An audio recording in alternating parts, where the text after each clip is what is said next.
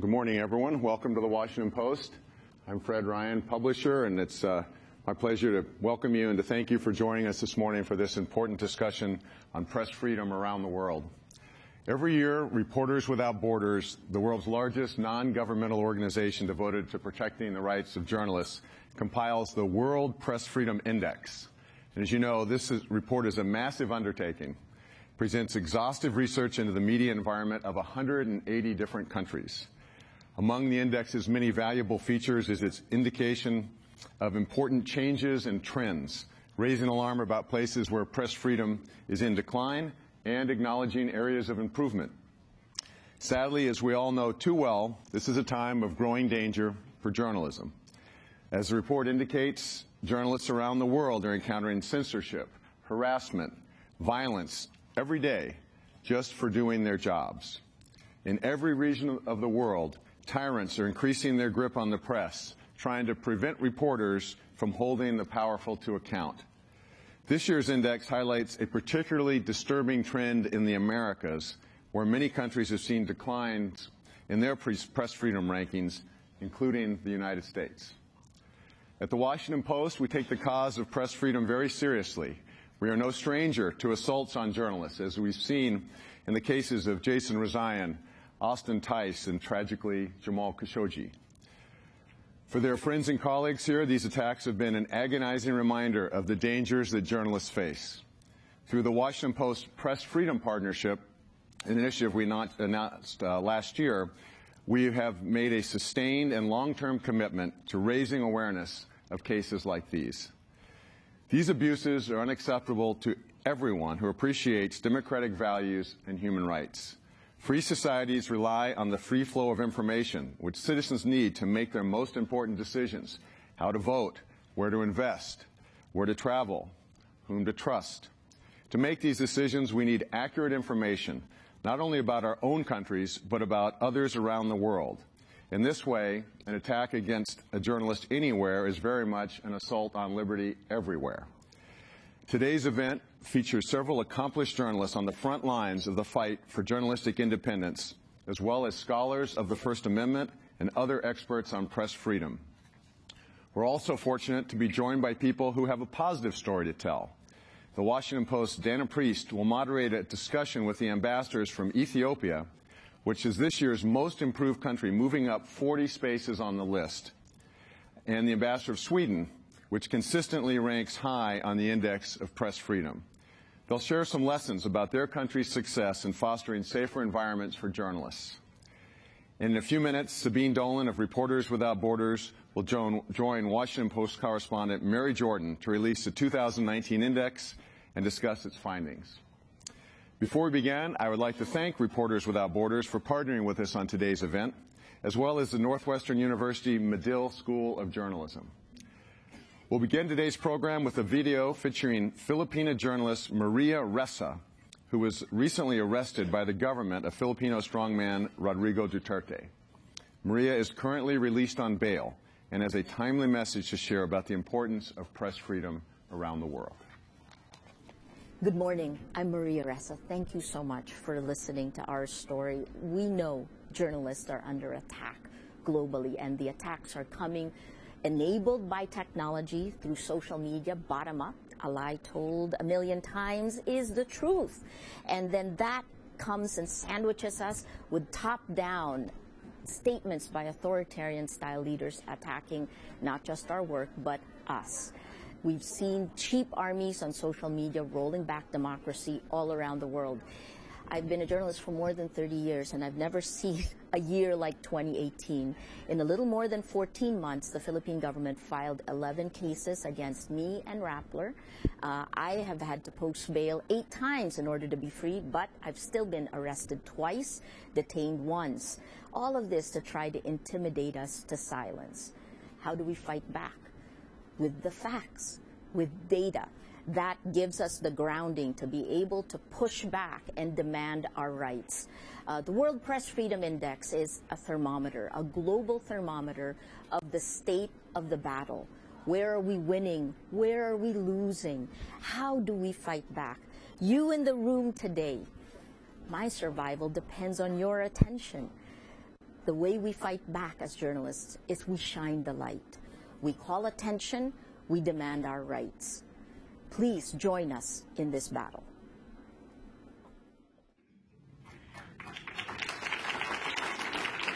Hello, I'm Mary Jordan. I'm a national correspondent for the Washington Post and spent many, many years running around the world as a foreign correspondent. I'm delighted this morning to introduce our guest, Sabine Dolan. She's the executive director of Reporters Without Borders. And she is going to talk to us about the 2019 report on world press freedom. And what this index is, looked at 180 countries around the world and said, how do they rank when you look at the ability of the press to give information to the public? Mm-hmm. Now, let's take a look. Right at the top of the list, not a huge surprise, Norway, Finland, Sweden. Consistently up there. Why is that, Sabine? Yeah, these are kind of our index Olympians. They typically hold the top spots of our index. Press freedoms are a long-standing tradition in these countries. It's reflected in their constitution and also in their shared values, cultural values. You may remember when President Trump was visiting Helsinki in July 2018, there were billboards from the airport to the city that said, "Welcome, Mr. President, to the land of the free press." Wow. More on that later this morning. Let's take a look at the bottom of the list. Eritrea, North Korea, Turkmenistan, right there at the bottom of 180 countries. Tell us about. Yeah, well, we've nicknamed the Infernal Trio. This is because these three countries have held the bottom spots for many years. They're essentially information black holes. Turkmenistan this year was dropped to the last position. This is really a reflection of a violent crackdown on the few remaining independent journalists who were reporting clandestinely. And North Korea, which has often been at the last position, went up by one position this year just to reflect Kim Jong-un's openness, or just a little bit of progress in the openness through his meetings with foreign leaders. But you see in these countries that people often have to go to the border to try to get information coming in from airwaves from outside of the borders. Complete black hole. How about the United States? What's the news this year? Well, the United States dropped 3 positions this year, and for the first time, its ranking has been downgraded from satisfactory to problematic. And this in the country of the First Amendment. There was obviously the tragic newsroom shooting of 4 journalists and a member of staff at the Capitol Gazette in Annapolis. The president's relentless anti-press rhetoric has also contributed to this. So when you have the President of the United States calling journalists the enemy of the people, do you think you're seeing that it matters? I think that when this becomes constant, it's almost normalized and it percolates to large segment of the population. And this is how it's contributed to create this climate of fear for journalists, which is the theme of this year's index.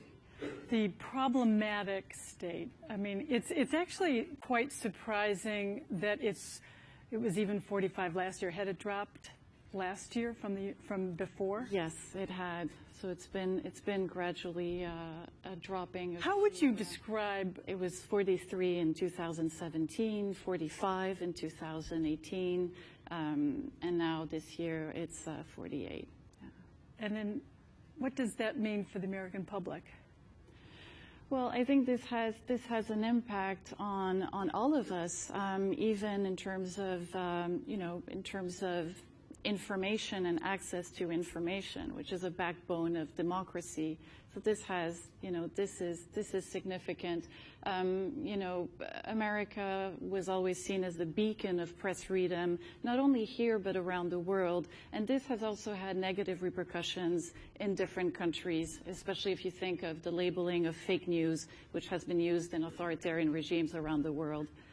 From the Philippines, we just saw Maria Ressa speak, to Putin and Russia, and I've certainly seen that working in other countries in Asia. Journalists would come up and say, I can't publish this, but if the Washington Post does, then we can say the Washington Post published these things. And I know firsthand and in my bones how we have really been a beacon, the American press, for other countries. So it is quite stunning to see that we're so low in the pack. Let's go back to the World Index, your report. Numbers are kind of stunning. How many journalists were killed last year?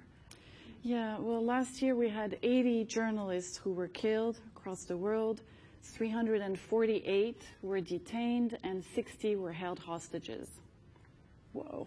So right as we speak, there are over 300 journalists in jail for writing something. Yeah. It's a stunning and important figure, and we're grateful that all of you showed up today, because it's, it's the fourth estate. We're to keep checks and balances on the other branches of power, as famously said, that power corrupts and absolute power is absolutely corrupting. Mm-hmm. Let's look at some of the other headlines. When you look at the world map there, we saw black spaces, and in fact, many of the places here that have the worst records have dictators basically running the show. Is that right? Tell us about the worst places in the world.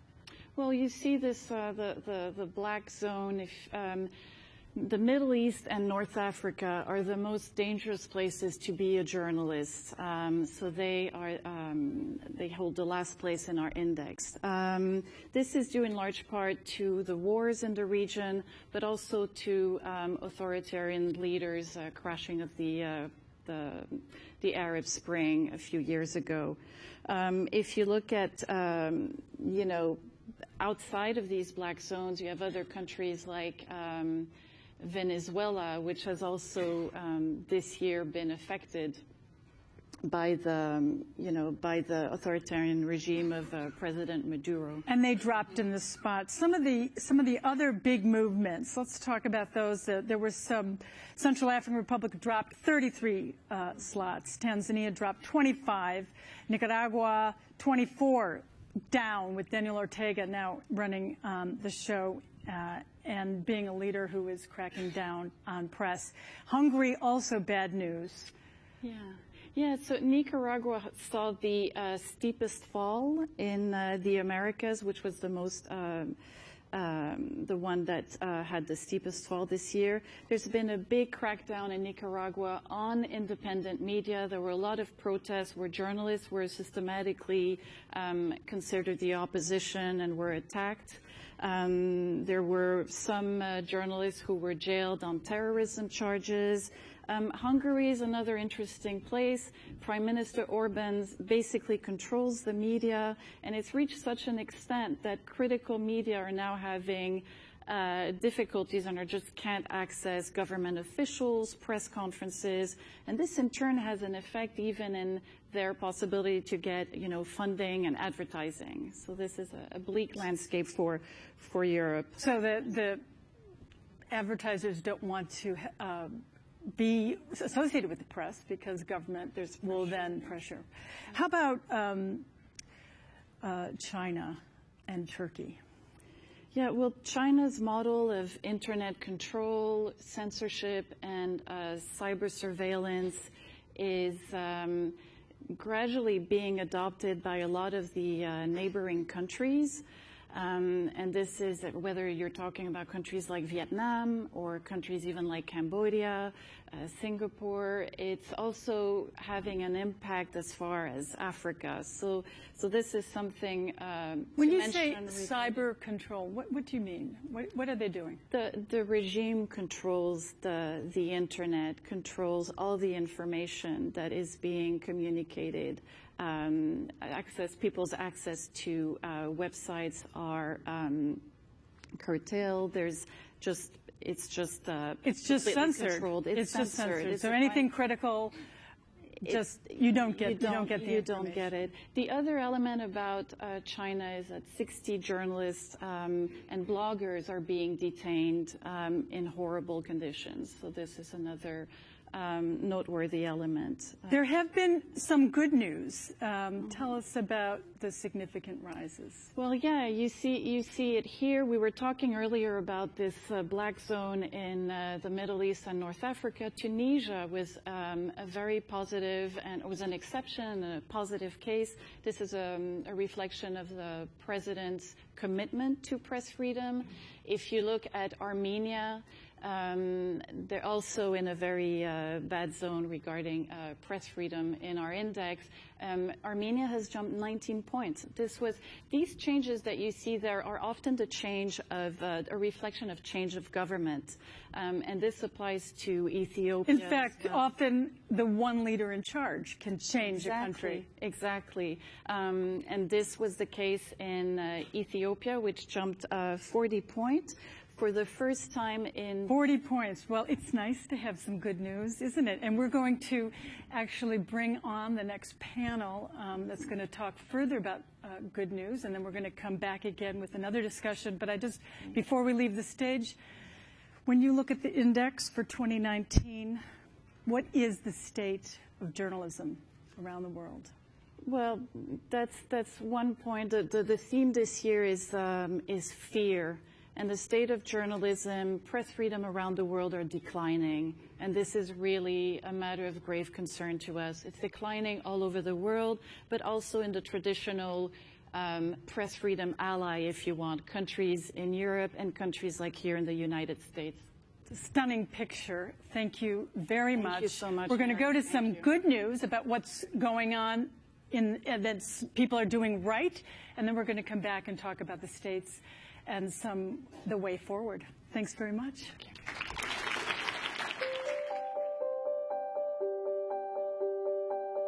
I think all journalists are in the same boat. We all have to, call for democracy, and we have to be activists for democracy until until we have democracy, the enabling environment that would allow us to practice journalism. Ethiopia had long been known as one of the world's worst jailers of journalists. Within months of taking office, Abiy released them all.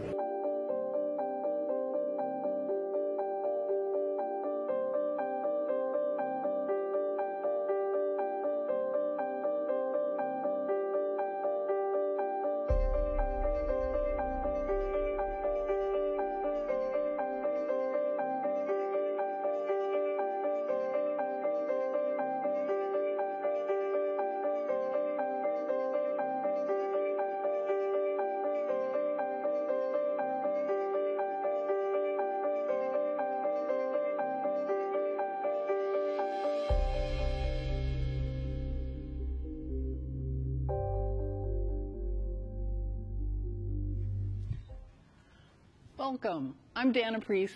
I've been at the Washington Post now for literally half my life. And I also teach journalism at the University of Maryland, where I have my students profile imprisoned journalists, and it's allowed me to understand just how bad parts of the world are. But today we have a mixed group. We're calling them the pre-Mueller report, and if you stick around long enough, we might release the report before you leave. Let's see. I'd like to introduce to my left Ambassador Olofsdotter from Sweden, one of the countries with the best rights record. Very happy to have His Excellency Ambassador Fitsu from Ethiopia here, one of the countries that have really made the most improvement in the last year or two. And then Jamil Jaffer, who's probably familiar to most of you here. He's the executive director of the new Knight First Amendment Institute at Columbia University, and a long time with the ACLU. So welcome, everybody. Thank you. Thank you. I wanted to start with Ambassador Fitu. Ethiopia, for the first time in almost 15 years, has no prisoners, has no journalists in prison. It's unblocked most of its previously blocked sites, which is hundreds. And it is allowing now bloggers and non-governmental journalists to report. So it is really, aside from Tunisia, probably the brightest light in the world right now. So I want to applaud you for that. Thank you. We were speaking on the phone about the situation there, and he was talking about capacity building being something that is in need right now. Can you talk, please, a little bit more about that? Thank you so much. First of all, I'm delighted to be here. This is my third week as ambassador. So I was privileged to be chief of staff of this reformist prime minister. I'm a witness what he's been doing since he came to power in April 2018. It took him just 100 days to reverse some of the challenges, human rights issues, press freedom that were criticized for so long by human rights watchdogs and different international media. So I think he's now taking us in the right direction. He's been championing everything through due process of law. And now we had a serious problem in terms of accommodating disagreement, exercising democracy. So it's part of the whole democratic process that we need, capacity building, and also freedom of press is the main one to deepen our democracy.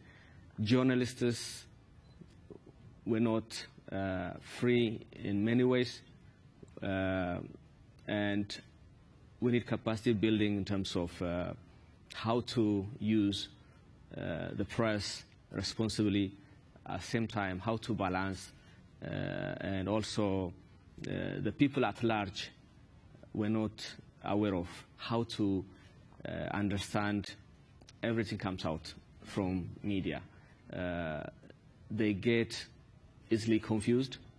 In countries where you have stable democracy, you judge what is in it. You cross-reference, you take second opinion, but that's not the case in Ethiopia. So I think it's related to the experience we're having, and it takes time to trickle down to the community, society. Education is also very important, and also press freedom plays, most of the role. So we need capacity building in many areas, in delivering the news and creating different platforms. Unless we are exposed to different environment, unless we get a chance to debate, there is no any other shortcut to get to what is to be. So there are many areas that we need in capacity. So I noticed that Facebook is the largest social media platform, and we know that that has caused a lot of trouble in a lot of other countries where it was newly introduced. Have you had discussions with them about trying to damp down hate speech or disinformation, which is unfortunately a problem not just in Ethiopia but everywhere now? Yes, I think social media has created a wonderful platform for people like Ethiopia to penetrate the majority of people because it's an easy infrastructure, medium of passing information. As connectivity is growing, that is highly welcomed. But the negative side of social media, like Facebook, Twitter, and others, is there are faceless people who can say anything they want, hate speeches, that incites violences, and in some cases they take it for granted and create some conflicts even in some cases, and that creates some panic which may grow at alarming stage. So I don't think the Western countries have also managed to deal with this. I think it's a challenge for everyone, but the way the Western countries absorb and countries like Ethiopia is totally different. So yes, it's important to regulate, but how? And hate speech laws are seen as silencing dissent. We had some challenges in the past, like anti-terrorism law, society and charity law, which are now totally repealed and replaced by other more modest laws. So it's under discussion whether we have to have a hate speech law or not, what is the best practice, and how can we narrowly enact this so that it doesn't silence dissent and again discourage free press. We need support on this as well, and we don't want to get back to where we were. We are enjoying what we have, so we want to continue to deepen our democracy. Well, luckily we have the leader in the world here on how do you deal with... I think we can really help you. We've been at it for 250 years. And I think we got this together. Yes, no, but I think that is one of the reasons why we are ranked so highly, because it has been part of our culture, with access to information from the public, and we also have a whistleblower function where government officials like myself cannot get persecuted if we give information to media that is not, of course, under national security, but for everything else. So this, of course, builds a trust in society where we always scrutinize our public officials. And this has also led to that we are one of the least corrupt countries in the world, and also one of the most innovative countries in the world. So it goes together, both democracy and economy, and how a country can prosper if you have the proper institutions, if you are really going the way where you are going. This will help you in so many ways, both democracy and economically.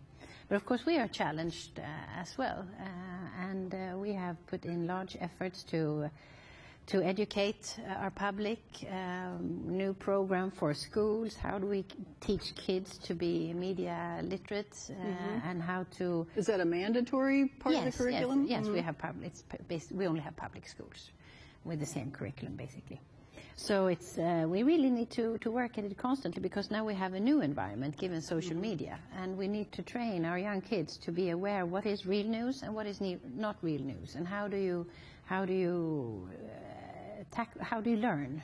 Because it is very difficult, I think, for even for adults. And of course, kids now, they are so tech savvy. They know much more than we do. But this is, I think, something we constantly need to work on. And you, who probably jump straight into social media and new technology, for you, it's maybe even more important to do that. So, do you regulate social media, or do you rely on media literacy among the population? Yes, of course we have we have legislation, but that is the same legislation for old media and new media, so to speak. So that has changed. It's the technology that's different, but not the contents. So the legislation doesn't look at the technology.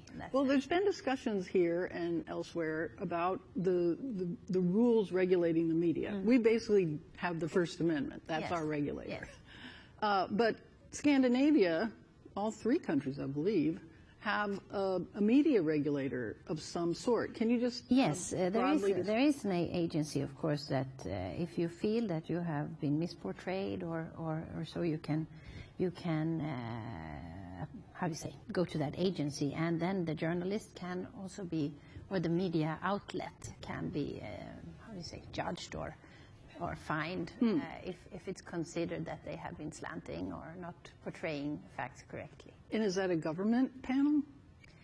It is in sort of a way. It's, of course, funded through the governmental system, but then it's independent like all our judicial bodies. That would be a scary thought here, I think. So you must do it in some way that we need to study. Yes. It works there. Yeah, it does. It does. Okay. Finally, you have a program called Troll Hunters. Yes. Where, I mean, yes, and it's like, you know, the program we had, Find a Predator, it's Find the Troll, and you actually go, the person figures this out, and then they go with a camera and confront them. And so troll hunting is something that you've been doing for a while? No, it's fairly new, actually. But I think it's important that we can show this through public media, who they are and how they operate. And this is, of course, part of learning about the system. What is a troll? Where does it come from? Is it people in our country? Is it people in other countries? Why do they do it? So that we have a bigger understanding of it. So, of course, it's good to have a troll hunting program so you can actually learn about it. Because I think for most of us, it's quite hard to understand how it operates. Yes. Okay, great. And Jamil, we have the Swedish ambassador here. We have want to talk about Julian Assange, who overlaps in both these areas. Possible extradition back to Sweden. We'll talk about that in a minute. But what is your take on the arrest, the indictment, and how it could play out here in the United States vis-a-vis its implications for press freedom here?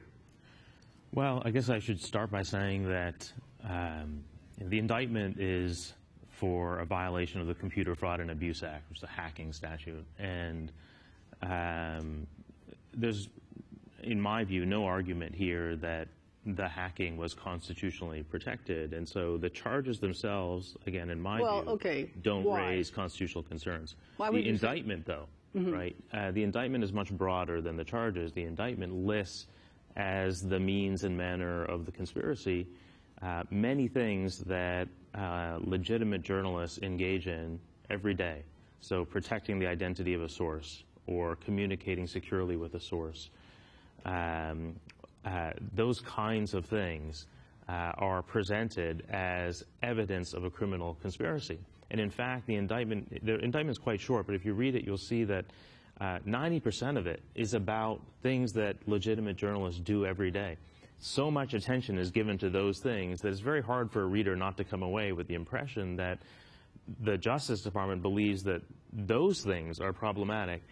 And so I guess I'm sort of conflicted about the charges. I don't find the charges themselves problematic, but the indictment is quite scary, and I think that any journalist who reads that indictment, especially investigative journalists who work on national security issues, there's no way to do that kind of journalism without doing the very things that the Justice Department is describing as part of a criminal conspiracy. And then we see that indictment against a background in which the administration, the Trump administration here, has stepped up leak investigations, has stigmatized, that's too weak a word, but stigmatized whistleblowers, has made clear that the administration will go after journalists who publish classified information, or has suggested that the administration will go after journalists who publish classified information. So especially against that background, I think this indictment is very worrying. So one step backward, you say it is constitutionally protected, which means that you would put Assange in the category of a journalist or a publisher. Can you just explain? No, I don't actually think that you need to believe that Julian Assange is a journalist to be worried about this indictment. You know, the Supreme Court here has never distinguished journalists from everybody else in terms of the protection that people get under the First Amendment. The protections are the same. And so there's really no legal relevance to this question of whether Julian Assange is a journalist or not. I'm not saying that's not a legitimate topic of debate, but it doesn't have any legal relevance. And the indictment doesn't turn on the fact that Julian Assange is not a journalist. The indictment is again, describes all these things that Julian Assange is alleged to have done, and almost all of those things, not all of them, but almost all of those things are things that legitimate journalists do every day. Okay. I wanted to talk to you about another case, the Khashoggi case. And we talked back a little bit about the responsibility to warn, and that brings in, possible U.S. Well, you tell them what that is. And sure, right. So as all of us unfortunately know, Jamal Khashoggi was a U.S. resident, a Saudi national, a Washington Post journalist who was murdered in the Saudi embassy in Istanbul last year. And we might have expected the United States to call out this act as the criminal act that it was. That's not what happened. In fact, the Trump administration has been very enthusiastic about participating in what looks like a cover-up of the killing. One thread in the story that I think hasn't got quite enough attention has to do with the duty to warn, which is a duty that U.S. intelligence agencies have recognized.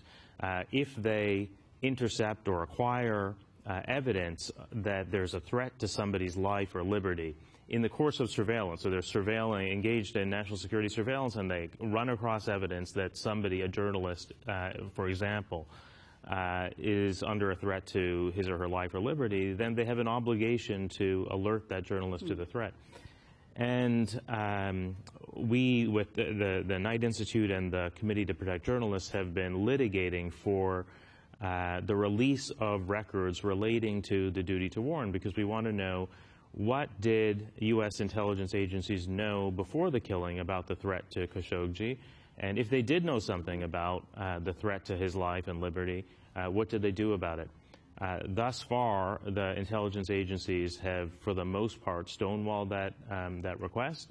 They have provided what's called a GLOMAR response, which means that they refuse to confirm or deny even the existence of records responsive to the request.